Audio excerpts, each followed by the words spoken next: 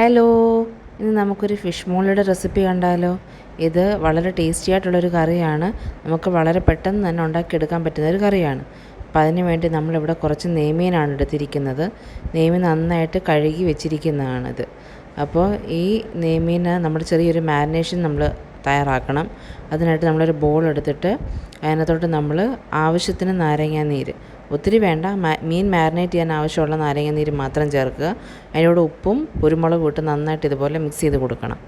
ഉപ്പും കുരുമുളകും നാരങ്ങാനീര് നന്നായിട്ട് മിക്സ് ചെയ്ത ശേഷം നമ്മൾ ഓരോ മീൻ കഷ്ണം എടുത്ത് ഈ മാരിനേഷനെ മുക്കി നമ്മളെടുത്ത് മാറ്റി വെക്കുക ചെയ്യുന്നത്. ഇതുപോലെ നമുക്ക് എല്ലാ മീൻ കഷ്ണങ്ങളും ഇതുപോലെ നന്നായിട്ട് ഇതിനകത്ത് മാരിനേറ്റ് ചെയ്ത് നമുക്കൊരു 15 മിനിറ്റ് നേരമെങ്കിലും ഇത് നമുക്ക് മാരിനേറ്റ് ചെയ്ത് മാറ്റി വെക്കണം. 15 മിനിറ്റിന് ശേഷം നമുക്കിത് കറക്റ്റായിട്ട് ഉപ്പും പുളിയൊക്കെ പിടിക്കും. അപ്പോൾ നമ്മളൊരു ചട്ടി എടുത്ത് വെച്ചിട്ടുണ്ട്. ഇതിനകത്തോട്ട് നമ്മൾ ആവശ്യത്തിന് വെളിച്ചെണ്ണ ഒഴിച്ച് കൊടുക്കുന്നുണ്ട്. വെളിച്ചെണ്ണ നന്നായിട്ട് ചൂടായ ശേഷമാണ് നമ്മൾ ഇതിനകത്ത് ഇൻഗ്രീഡിയൻസൊക്കെ ഇടുന്നത്. അപ്പോൾ നമ്മുടെ എണ്ണ അത്യാവശ്യം നന്നായിട്ട് ചൂടായിട്ടുണ്ട്. നമ്മളിതിലേക്ക് ഒരു 5 പച്ചമുളക് ഇതുപോലെ അരിഞ്ഞത് ഇട്ട് കൊടുത്തിട്ടുണ്ട്.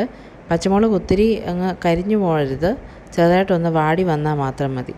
പച്ചമുളക് ചെറുതായിട്ടൊന്ന് വാടി വരുമ്പോഴത്തേക്കും നമ്മളിതിലേക്ക് നീളത്തിൽ അരിഞ്ഞു വെച്ചിരിക്കുന്ന സവാള ചേർത്ത് കൊടുക്കും. പച്ചമുളകിൽ ഏകദേശം വാടി വന്നിട്ടുണ്ട്. നമ്മളിതിലേക്ക് നീളത്തിൽ അരിഞ്ഞ് വെച്ച് സവാള ഇട്ട് കൊടുത്തിട്ടുണ്ട്.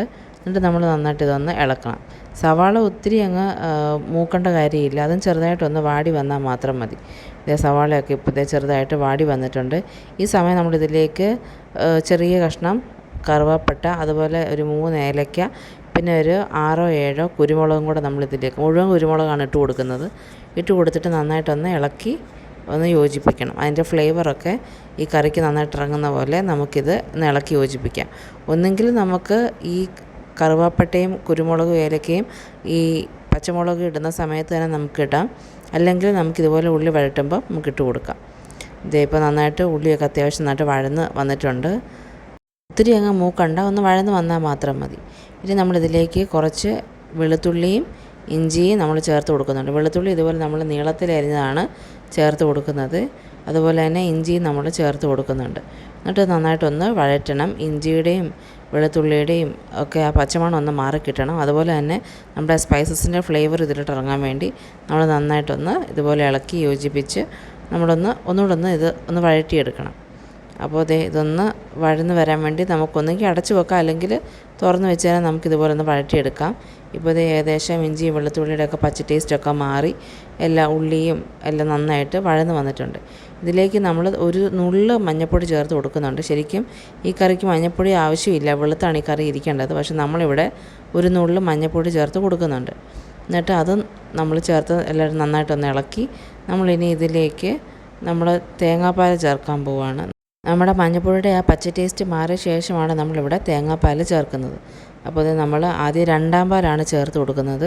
ഈ 2-ാം പാലിൽ കിടന്ന് ഇതൊന്ന് ആദ്യം ഒന്ന് തിളച്ച് ഒന്ന് ചെറുതായിട്ടൊന്ന് വെന്ത് വന്നതിന് ശേഷമാണ് പിന്നീടാണ് നമ്മൾ 1-ാം പാലിടുന്നതും അതുപോലെ നമ്മൾ മാരിനേറ്റ് ചെയ്ത് വെച്ച മീൻ കഷ്ണങ്ങൾ ഇടുന്നതും. അപ്പോൾ ആദ്യം ആ ഉള്ളിയൊക്കെ ഇതിനകത്ത് ആ 2-ാം പാലിൽ കിടന്ന് നന്നായിട്ടും തിളച്ച് വന്നിട്ടുണ്ട്.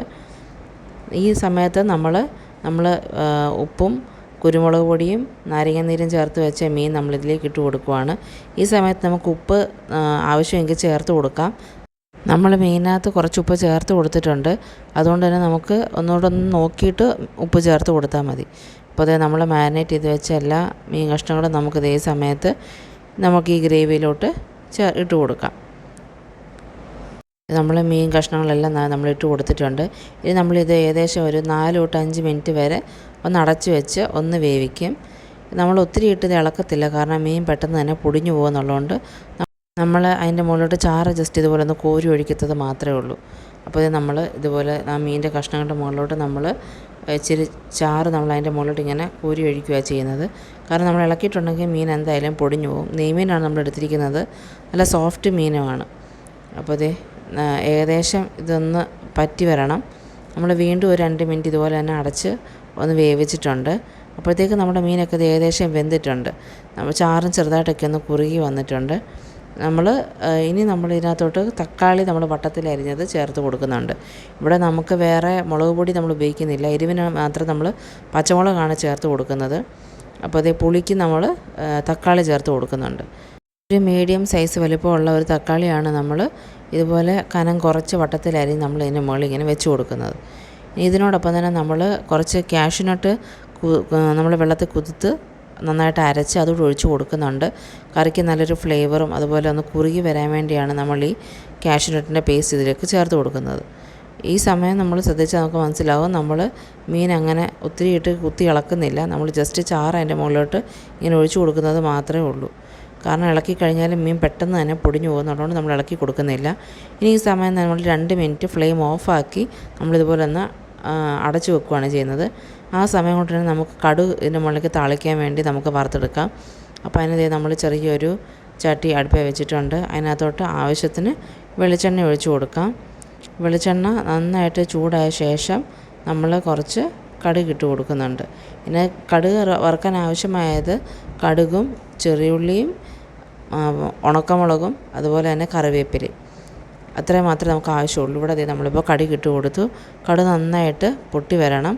നന്നായിട്ട് പൊട്ടിയ ശേഷം നമ്മളിതിലേക്ക് ചെറിയ ഉള്ളി ഇതുപോലെ നല്ലതായിട്ട് സ്ലൈസായിട്ട് അരിഞ്ഞ് അധികം കനമില്ലാതെ അരിഞ്ഞ് നമ്മൾ ഇതിനകത്തോട്ട് ഇട്ട് കൊടുക്കുന്നുണ്ട്. അതാകുമ്പോൾ നമുക്ക് നല്ല പെട്ടെന്ന് മൂത്ത് കിട്ടുകയും ചെയ്യും, നല്ല ക്രിസ്പി ആയിട്ടിരിക്കുകയും ചെയ്യും. നമ്മൾ ചെറിയ ഉള്ളി ചേർത്ത് കൊടുത്തിട്ടുണ്ട്.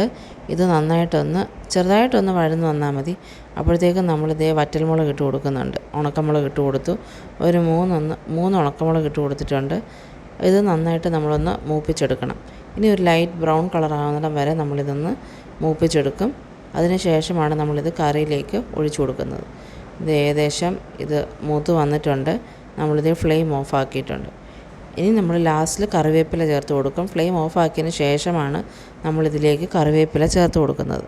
എന്നിട്ട് നമ്മളിത് ജസ്റ്റ് ഒന്ന് ഇളക്കി നമ്മൾ മാറ്റി വെക്കുവാണ്. ഇനി നമ്മുടെ കറി തുറന്ന് അപ്പോൾ നമ്മുടെ തക്കാളിയൊക്കെ ചെറുതായിട്ടൊന്ന് വാടി കാണത്തതേ ഉള്ളൂ.